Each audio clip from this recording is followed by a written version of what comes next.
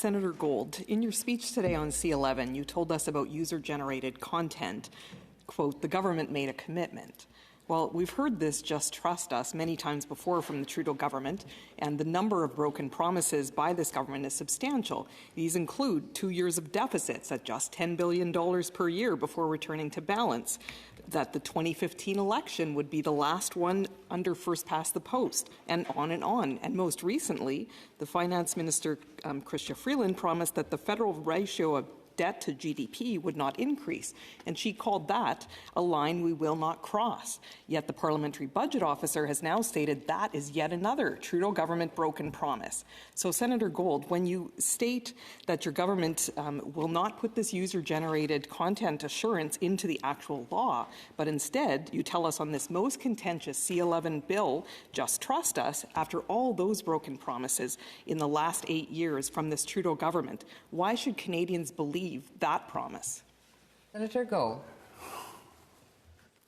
Senator Batters, I guess what divides some of us is whether or not we believe that when a minister makes a commitment, when the government representative in this place makes a commitment, it is to be taken seriously and at face value.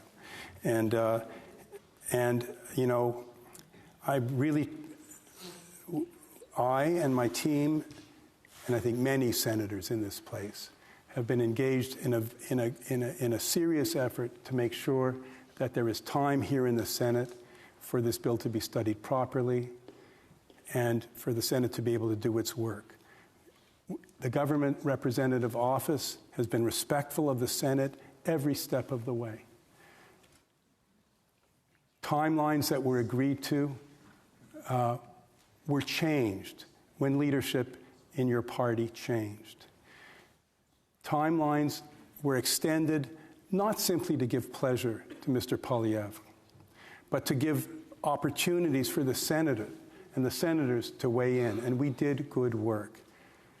The fact that this one clause in a very complicated bill is a subject of disagreement between the Senate and the majority of members of the House of Commons is, if I can reprise my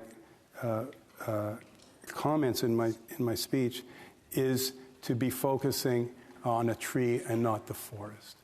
I am going to refrain for the moment, colleagues, of reminding us that not everyone in this chamber necessarily approaches the improvement of this bill with the same end goal in sight. But the majority of senators, I am convinced, the